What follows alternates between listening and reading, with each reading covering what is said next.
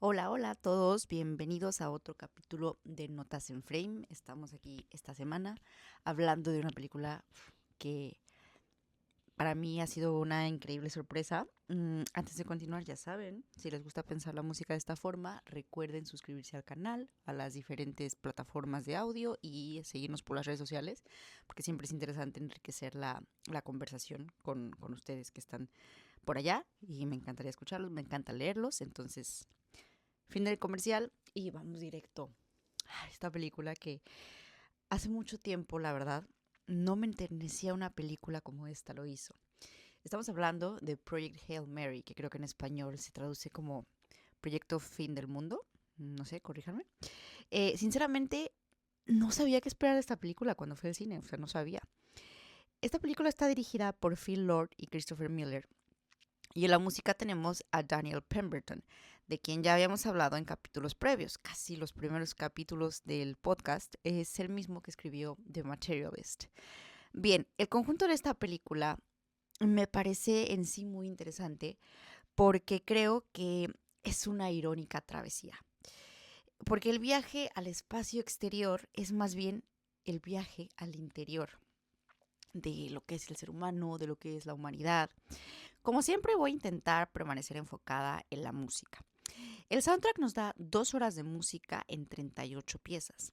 La composición de esta banda sonora se buscaba separar los sonidos del espacio respecto a los de la humanidad, que la verdad terminaron fusionándose porque justamente esto construye la narrativa principal de la película.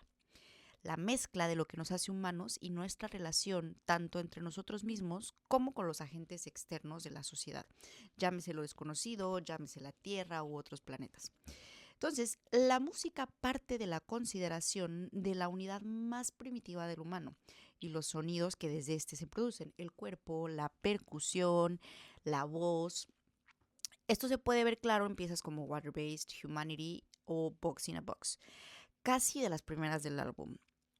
Para las partes espaciales tenemos un poco más de sintetizadores e inclusive el uso del cristal Baché, del que ya habíamos hablado en capítulos previos, específicamente en el de Cónclave, en donde es interesante ver cómo se incorpora ese instrumento para dibujar lo divino, lo que escapa a lo tangible. También no podemos evitar hacer la conexión con el famosísimo soundtrack de Interestelar. Específicamente en este soundtrack lo podemos ver en la pieza de You Were Loved, cosa que también me parece increíble de analizar porque ambas narrativas se desarrollan mayormente alrededor del mismo escenario, Interestelar y esta película. El uso de este recurso aquí, del que nos recuerda lo intangible del Christian Bachem, me parece que tiene todo el sentido del mundo. En una película donde conceptualmente nos lleva al inimaginable espacio y su infinita vastedad.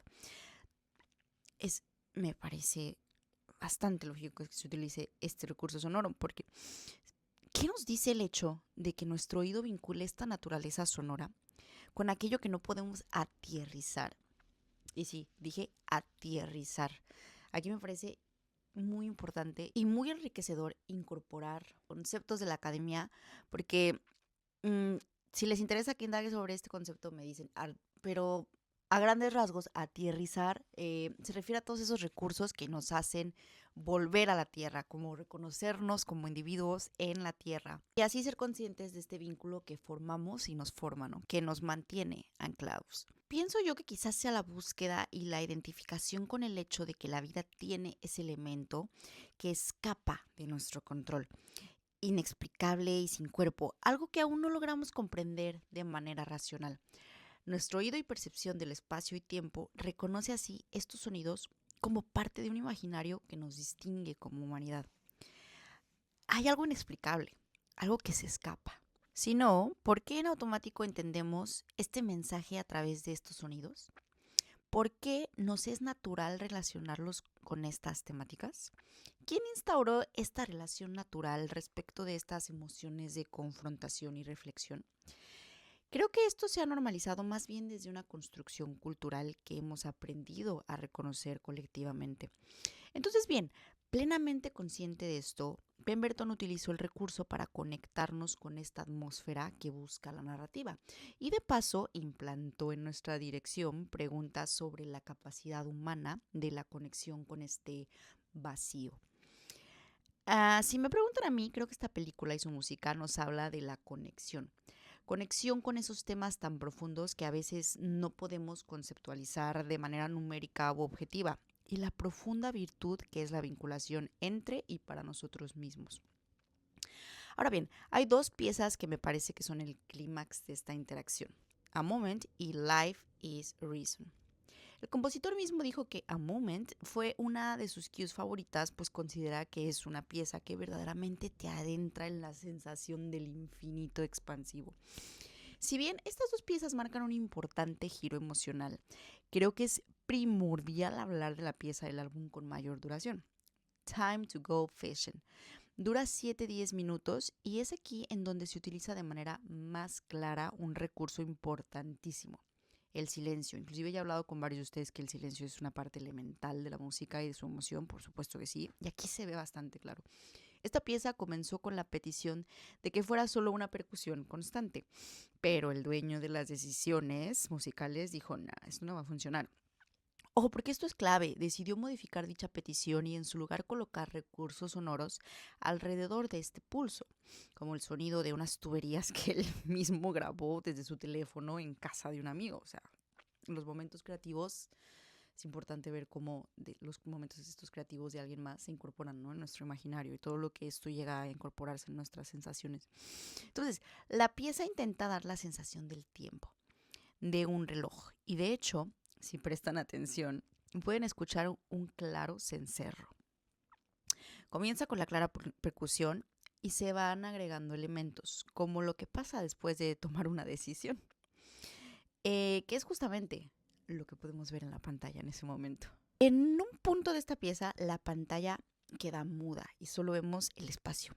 El silencio se vuelve parte medular de la sensación. El silencio aparece para que emerjan irónicamente las preguntas sobre la trama. El silencio como elemento expansor. El silencio como detonador. Y esto se traduce como ancla narrativa. La música y el sonido establecen entonces los puntos dentro de una trayectoria narrativa en los que se desea anclar la atención de la audiencia y posicionarla en el reflector. Posicionarla en medio de las preguntas que se busca detonar por medio del discurso de estos productos, de esta película. Como les vengo diciendo, usualmente las películas sobre el espacio se enfocan en que la audiencia termine de ver la película con esa sensación de pequeñez planetaria. Pero, a pesar de este silencio expansivo, creo que en Project Hail Mary no es así. La mezcla entre sonidos de percusión y voces para diseñar la humanidad y la mezcla de los conceptos sensoriales detrás de los instrumentos que se utilizan hace pensar más bien en el poder del vínculo, de las relaciones. Inclusive ese silencio expansivo resalta la importancia de este tema.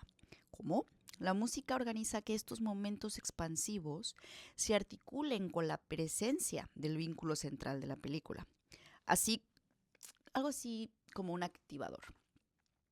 Así que se enfoca en la sensación de que lo que se expande y lo que es más grande que el infinito es el vínculo. La música se vuelve así dirección, magnitud y significado.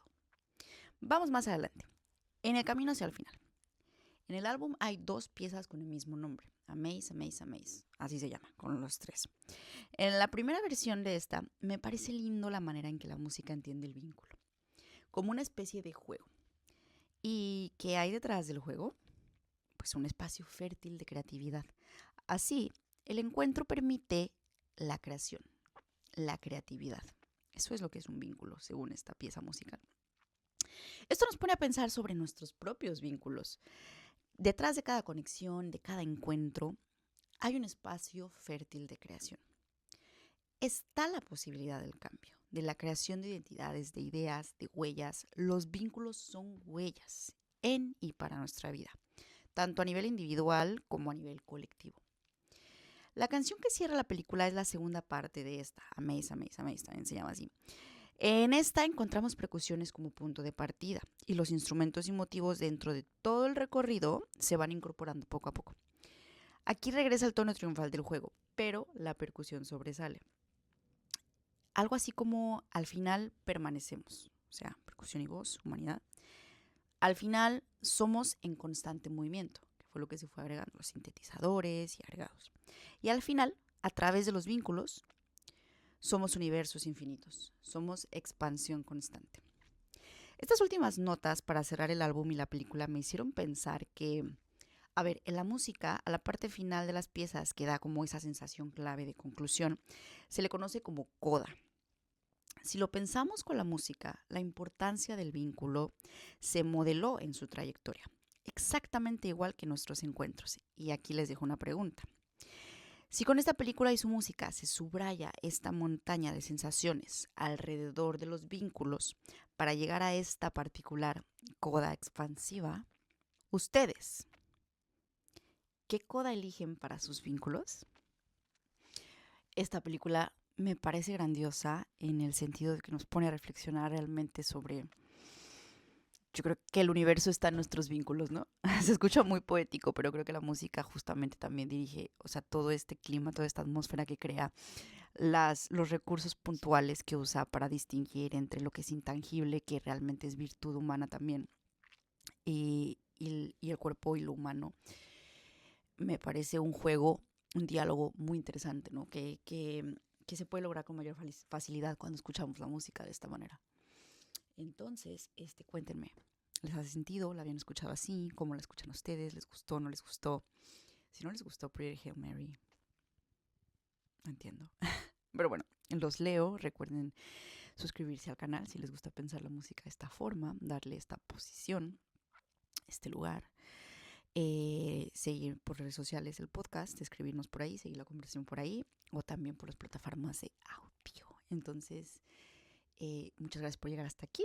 Yo soy Dalila Flores y nos vemos en el próximo capítulo. Chao.